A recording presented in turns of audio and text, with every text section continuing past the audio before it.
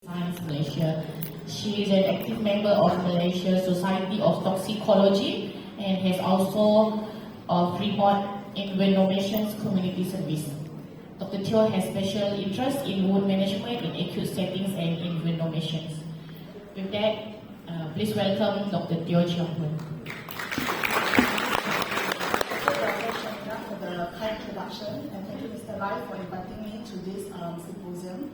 Okay, so today I will be talking about wound management, okay, in wilderness. All right, so I will touch on animal bites and also arthropods sting. All right, so before that, okay, so acknowledgement. There are a few things that I want to acknowledge. Okay, so we have this wilderness and still medicine society. Okay, and also the REX, okay, which is the Remote Information Consultancy Services. So these are where I join and get all the information. Okay, all right, thanks.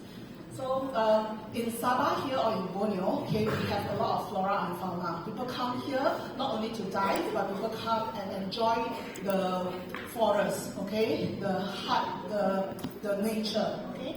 So, but when we are doing hiking or enjoying the nature, things happen, okay, trauma do happen, okay. It's either something drop on you, the trees suddenly fall on you, or you trip and fall, okay. So, or you might accidentally see some bear or any ferocious animal and got bitten. So how do you manage the wound with limited resources? You do not have your ambulance with you. You do not have your trauma kit with you. So how do you manage the wound in the wilderness? Okay, all right. So there are many types of wounds. Some wounds are very simple to manage. Okay, you can just keep next. Okay, bruise and contusion, okay, we can just apply rice therapy. Okay, so what is rice therapy? You rest, you immobilize it, you compress it, and you elevate it. It's just very simple. Okay, abrasion wound, okay, you need to scrub, you need to make sure that the wound is clean. If you do bring along your acryflavine or antiseptic, then you can apply. If laceration wound, okay, very easy, small things to bring, you can bring along your steel strip, okay, to close the wound. Okay, next. Alright, how about more plasticky wound? Okay, so deformity, okay, cannot walk already. Okay, you might either have dislocation or any fracture. It can be open fracture or it can be closed fracture, or any bite cause a dirty lacerated wound, okay, which you cannot oppose. And like what Mr. Lai mentioned just now, it might cause bleeding. Okay, next. Okay, so there are many types of bleeding. Just go. Alright, so very importantly that we know how to stop the bleeding. So just now Mr. Lai mentioned a bit, okay, direct compression is very important because most of the bleeding is actually caused from capillaries or venous bleed, okay, which you can just put direct compression. Usually direct compression is not enough, it's about 180 mmHg, okay, then it will stop, okay. So, or, okay, if really cannot, so for example, in truncal area, okay, very hard for you to stop the bleeding, you might want to pack. And then last is tourniquet. Tourniquet is to stop the arterial bleed. Okay, so this is the example. So you direct compression already for at least 5 minutes. You elevate the limb so that the blood supply to the limb is reduced. Okay. Previously, people say that you have to compress on the proximal artery, okay, or the pulse, but it's actually not really well proven to be effective. Okay, so after you apply the compression, if stopped, then good, you just apply normal bandage. Okay, next.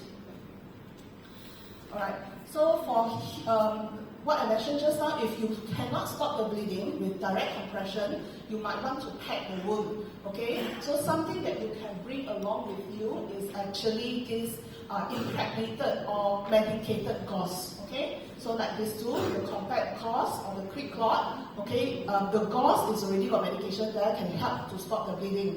Okay, we also have some hemostatic agent that is in the powder form.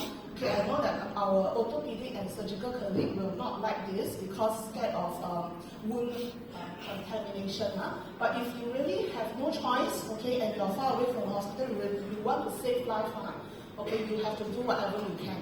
Okay, all right. So my talk is about wilderness. Okay, if you do not have all these high-tech things, okay, what can you use in the nature. Okay, I'm not a herbalist or not a botanist. Okay, but what I can roughly get the information is, okay, for example, this Samway, okay, the first one, okay, the daun kappa terbang, okay, the leaves can actually proven if you chew, okay, or you crush it, then you apply on the wound, it can help to stop the bleeding, okay. What else? All right. Before that, okay. So the pine sap, okay, the sap like honey and that coming out from the pine tree, okay, it also has antibacterial and antiseptic properties. And the leaves of this liana climbing vine, okay, is actually used by our orangutan to heal their wound. Okay, so if you have really no choice, okay, if you manage to get all this, okay, why not try? Okay, next.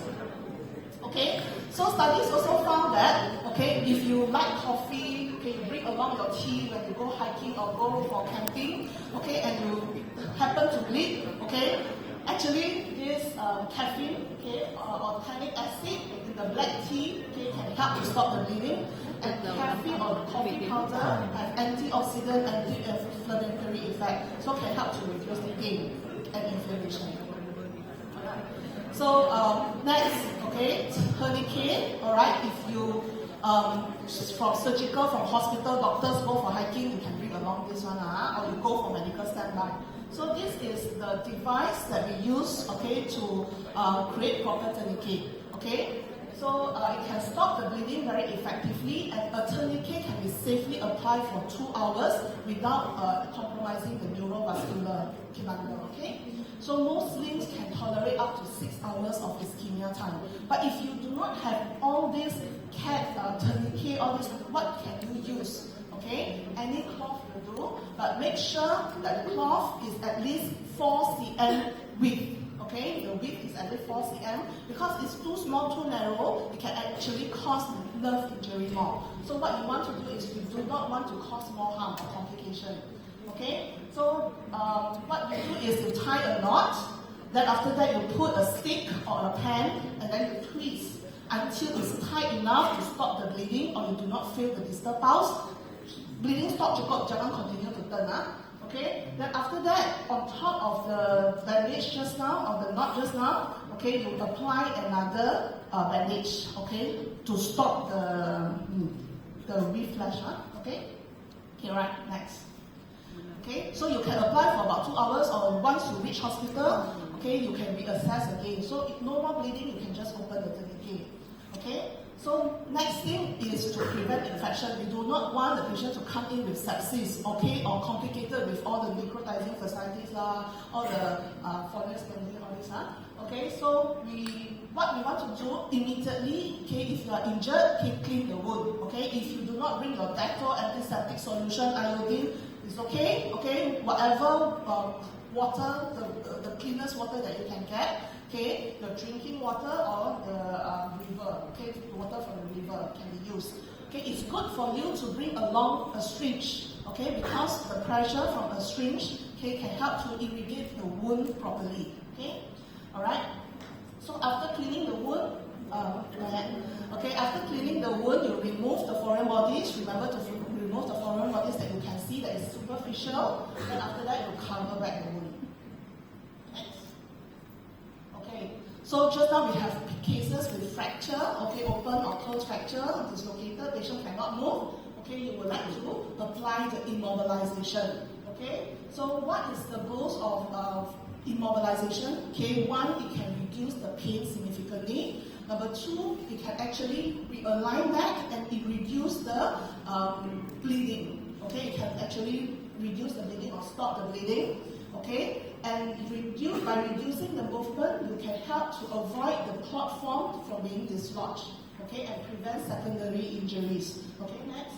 So in the wilderness, okay, you do not have proper spleen, right? So you have to use your innovation, okay, and creativity, okay, whatever Doraemon pocket you have, okay, and also use your MacGyver brain, okay, to create a proper spleen. The most important thing is you do not want to cause harm. Jangan nanti you nak angkat terus jatuh and another fracture, okay. So make sure that it's secure enough, okay, and it is strong enough to immobilize the limb. Okay, next.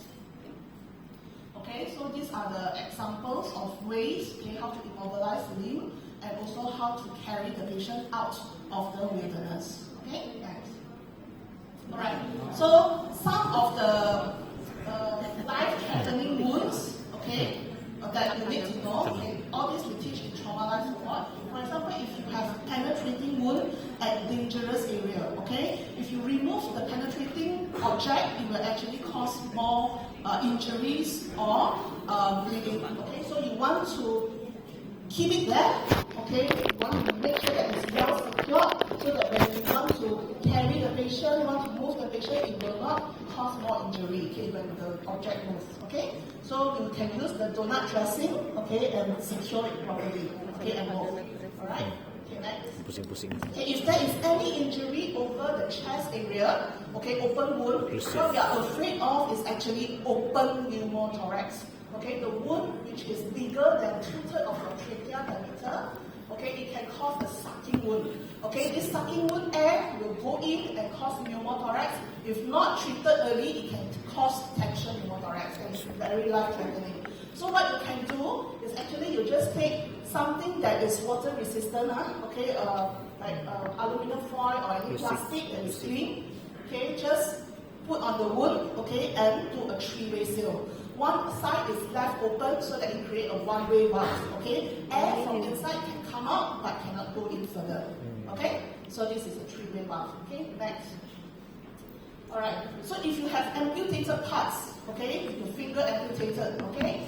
So what you need to do is you have to clean the amputated part immediately. Of course, the hand, if it is bleeding, you have to stop the bleeding like what I mentioned just now. And how to manage the amputated part is you have to clean, okay, wash with water. Then after that, you can cover with a moist gauze or wet cloth. Okay, cover it properly first. Then you put inside one plastic bag. Okay, then later on fill another container or another plastic bag with ice water, and the first plastic bag you put into it. Okay, and remember the time of the injury as well as the time you preserve this amputated part. Clear? Very importantly, do not allow this amputated part to have direct contact with ice. Okay? Right, next. Okay, next is the bowel evisceration. If any internal organs being exposed in the abdomen, okay, what we ask you to do is not to push in back, okay, the bowel, okay, but to keep the bowel viable, okay, but keeping it warm and also moist. So what you do is same thing, gauze or gumji, make it wet, then you just cover it with the cloth or the gumji, then after that on top of it another plastic layer. Okay? Alright, next. Okay, so we go to animal and animal bite. So animal bite, what we scared other than the traumatic injuries or wound, okay, we can manage. Alright? But what we are really scared of are those animals that are venomous. So when they bite you or they sting you, they will inject venom into you and cause a lot of problem, fatality. So once you see a snake, okay, you got bitten already, first thing is do not be panic. Why? When you are panic, okay, you got palpitation, okay, and your blood circulation, all this will increase, okay, and if you run all this, the venom will actually travel more. Okay, and cause faster effect. So you do not want that to happen. You want the effect to happen later on or no effect at all. Okay, so what do you do? Next. Alright, so what are the don'ts? Okay, before you learn what to do first, you avoid apa yang nenek moyang ada. Okay, so don't say, okay, pray lah. Okay, yes, you have to pray to God, betul. Tetapi our medical staff, okay, we have to know what's the proper way out, okay? So still have to seek medical treatment. Okay, do not suck the wound, okay? Your suction power is not so good that you can extract the venom out, okay? Because the hole is so small, okay? Then do not cut the wound, do not cause more injury, do not tie ligature, later it causes limb ischemia. Not all bites are venomous, okay? So don't simply go and apply ligature. Okay, you do not want to obstruct the arterial flow. Okay, you do not want to massage the wound because why? The venom will enter into the soft tissue, then will go in, travel with the lymphatic drainage. So if you go and massage, it travel very fast. Okay, so do not apply any ice, electrical shock, or even burn the wound. Okay, so these are the things that have been practiced. Okay, this guy not only tourniquet bitten limb, dia pun tourniquet itu snake. Okay, so the second one, dia cut the wound, some more go and bekam. Okay. Alright, so do not do any suction. Okay, this one, all this device, you can actually go to your Lazada or Shopee. You just type, okay, first aid kit for snake bite. It will come out. The suction will come out, but it's not used. It's not useful. Okay, alright. So no need to apply minyak, okay, kicap, okay, and do not go and amputate your limb. Okay, alright. Don't just stupid things. Okay, right, next. Okay, so. What are the effects of snake bites to the local wound? Okay, let's see. Okay, so there are many types of snake. Okay, we have the cobra, we have the crate, elapidae. Okay, elapidae, we have the cobra, crate, coral, sea snake, and the pit viper. Okay, so pit viper is under the group of Viperinae. Okay, so the most common cause of local envenoming is actually caused by the cobra. Okay, so cobra, we have king cobra. Why is it called king cobra? Because the king eat the rest of the snakes. Okay, it's big size. Then we have cobra cobra sumatrana, and also the cobra countia. Okay, so Naja sumatrana is the one that can sembur. Okay, sembur itu venom. Okay, directly to the eye, up to 2 meters. Okay, so. Usually cobra, it can cause this kind of wound, okay? So Naja, if king cobra, it's just swelling, okay? But for cobra, Naja sumatrana, okay, and also Naja countia, it causes this typical dermal necrosis. So it's actually necrosis of the skin, superficial skin, okay? And because got local envenoming, the limb will definitely be painful, okay, and the swelling will progress. Follow your lymphatic drainage, so it will travel from distal to proximal. You can swelling from distal to proximal, okay. So for pit viper, it also cause a very severe local envenoming. So what kind of injuries? Okay, it can cause bleeding tendency. Okay, so other than the swelling, it can cause hemorrhagic blister. It can cause bleeding to the wound. Okay. And like Malayan pit viper is very venomous and cause very devastating wound. Okay, all right. Next. Okay, other than local envenoming, what we are afraid most is actually systemic envenoming. Okay, so patient can actually go into cardiorespiratory arrest. Can be quite fast depending on how much venom it is injected. Okay, then it can also cause paralysis. Okay. Paralysis, neurovascular neurological dysfunction. It can cause hemorrhagic, like what I mentioned, the pit viper. Okay, and also if sea snake, okay, it can cause neurological as well as rhabdomyolysis. Okay, thanks. So I think we got orthopedic colleague here. So if rarely, okay, we have to differentiate what is envenoming syndrome and also compartment syndrome.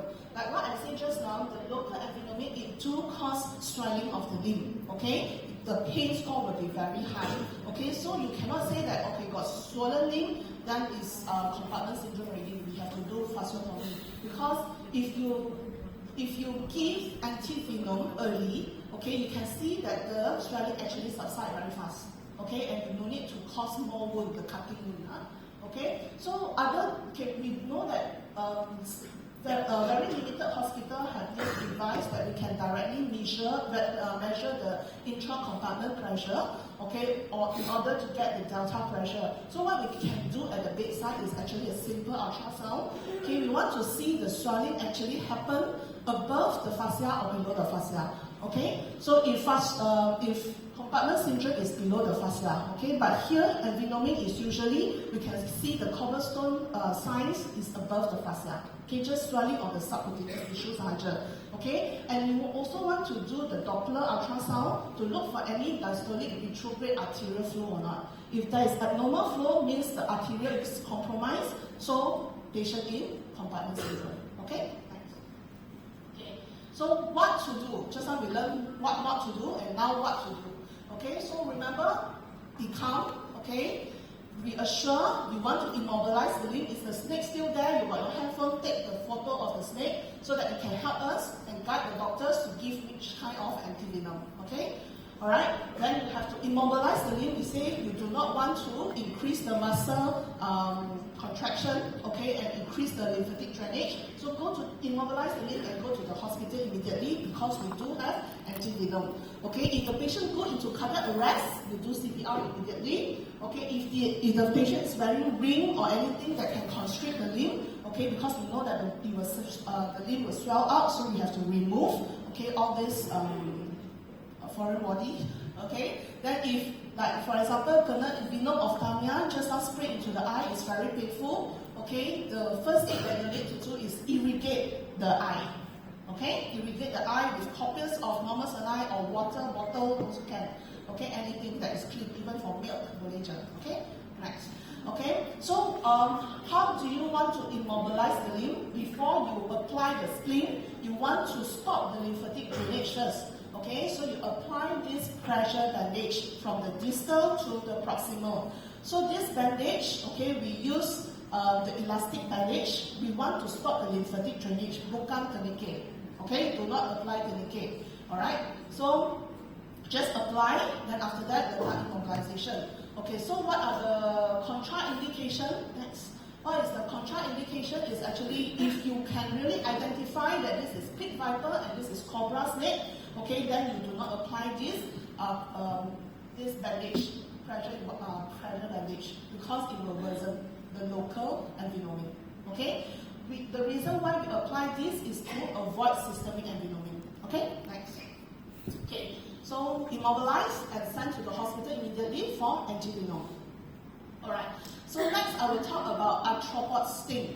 Okay, so we have arthropods from the class of Arachnida. So we have scorpions, spiders, okay, found in the jungle. Yes, okay. We have the class of Insecta or order of Hymenoptera. So we have hornet, wasps, bees, and ants. We have also centipedes. Okay, your guess lah. Which one is the most venomous one? Anyone? Siapa cakap scorpion angkat tangan? Spider. Spider? Bees? Hornets? Okay, centipedes? Okay, alright. So tak ada yang convincing, huh? Okay, later I'll tell you the answer. Okay, next. Okay, so we start with scorpions. Okay, scorpions, we have the Malaysia black scorpion, okay, and we also have the brown one. And out of all these are the types of scorpions that we have in Malaysia. Okay, out of all these, the most dangerous one or most venomous to human, next slide, is actually from the family of Butidae. Okay, it is like slightly brown color. Okay, so what it causes, it actually causes painful swelling. Okay, some might have numbness or paresthesia. Can it cause, next slide, can it cause systemic envenoming? Okay, yes, the answer is yes, but it's very rare. Okay, we rarely see patient with systemic envenomation. So it's just a symptomatic care for the patient only. Okay, alright, next. Okay, next is centipede. Okay, lipan. Alright. Okay, so out of the species that we have, okay, the most worrisome one is actually the Scolopendra, okay, or called the Malaysian tiger centipede. Okay, so it can cause very severe pain. Siapa kena bitten by centipede before? Okay, we do see patients in program in clinical kesehatan as well. It's very painful. Okay, the swelling maybe not so much. Okay, but the pain is devastating. Okay, patient might develop anaphylaxis. Okay. And also some case reports of myocarditis, all this, but it's also rare. Okay, usually it's just local symptom. Okay, so if you are bitten, previous slide. So if you are bitten, okay, what you need to do? Just like I say, symptomatic care. What kind of symptomatic treatment? Okay, you can give cold compression. Okay, give some painkiller. If patient develop allergic reaction or itchiness on this, only you give your antihistamine as steroid. Okay, next. Alright, So, just like I say, rarely fatal, so unlikely lah. So, it's from here, okay? Guess from all this, actually which one is the most venomous one? Okay, so to tell you, okay, bee sting, how to differentiate bee sting, wasp sting, and also hornet sting. Bee sting, if it stings you, it will leave the bark on your skin, okay? Then the bee will die. But the hornet, if it stings you, it can sting you multiple times, okay? So which one is more dangerous? Hornet, okay? The group there, auto-post basement lah, okay? Alright? So what you need to do, okay, kalau you nampak dia punya nest dari jauh, you pun jauhkan diri, okay? Don't go and disturb the nest, okay? Hornet nest is usually on top of the trees, okay? It looks like peppery color ataupun brown color like mud, okay? So we have recently a case, later on I will share. Kan sekarang musim buah kan, dia petik buah saja, tiba-tiba dahan jatuh, kena kat yang the sarang tebuan, terus kena serang. Okay, and the patient died. Okay, so what you need to do is you have to move away. Okay, remove the stinger. Kalau bee sting, okay, bee sting you have to remove the stinger and seek emergency treatment. So the what are the effects? Usually it's just local effects, but hornet sting very devastating systemic symptoms. Okay, next. Okay, so this is how you remove the stinger. Okay. Alright. So for hornet sting ataupun temuan, okay, we have multiple reports. If you look at newspapers, okay, a lot of patients, okay, actually die of hornet sting. Okay, so this is the typical lesion of hornet sting. Okay, next. Okay, how do you? This is the case that I mentioned just now. Okay, total how many stings are? 120 lesions. One thing that people always miss is the scalp area. You have to really count because the severity is correlate with the number of stings, okay, and also correlate with the pre-morbid of the patient and the age group. Usually, extreme age group will have more complications, okay. So the Westmid venom actually cause toxic reaction to the skin. Okay, it can cause anaphylaxis also, and the patient can end up with multi-organ failure. So in this case particularly, patient died of ARDS. Okay, next. Okay, next we go to ants. A lot of ants also in the jungle, right? Okay, so we got fire ants. Okay, these are the lesions. Okay, it can cause severe pain, erythema, pustules, allergy, and anaphylaxis. The treatment is usually symptomatic. Okay, we go to the next one. Okay, so have you heard of Charlie ants? Yes. Okay, it's very famous, Okay, Charlie ant. But is it really an ant? It is not an ant. It is a beetle. It's called a roof beetle. Okay, so this Charlie ant does not bite. Okay, but if you go and squash it, okay, dia akan keluarkan liquid, okay, which is called the pederine, okay, that will cause dermatitis. Okay, so kalau tak ketiak, buat macam ni, dia terus ada mirror image. Okay, both sides because of the liquid. So what do you need to do if you see such Charlie ant? You don't want to squash it, but you just want to brush it away. Okay, or throw it away. Okay, so if you have this dermatitis, okay, it will last at least for 1 week. Okay, and it's memang tak cantik lah your skin. Okay, and then it's very painful. Can be itchy as well. Okay, so treatment is symptomatic treatment, cold compression, antihistamine, calamine, lidocaine, and steroids, okay, with N6-15. Okay, so remember, any kind of bite, okay, it's contaminated wound. If you have dirty wound like just now, if you fall on this, okay, don't forget about tetanus and rabies vaccination, okay? Alright, so what kind of animals highly can cause rabies, okay? Depending on your locality, so not all dog bites can cause that. So in the jungle, what we are worried of is actually bats. Okay? Okay, ataupun apa lagi? Fox, for example. Okay? So all these wounds, okay, when patient comes to hospital, remember to give tetanus and rabies. So if you are in the jungle, don't enjoy that for too long, come to hospital if you got any wound. Okay, next. Alright, next.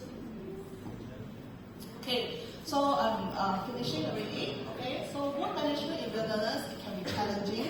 So when you want to pack, okay, bukan saja pack your makanan and your baju, Okay, remember to pack the proper things that can help to manage the wound. Okay, so take-home message is do the proper first aid. Do not do any further harm. Okay, you have to know how to do hemorrhage control, because the most common cause of death due to wound in the wilderness is actually bleeding.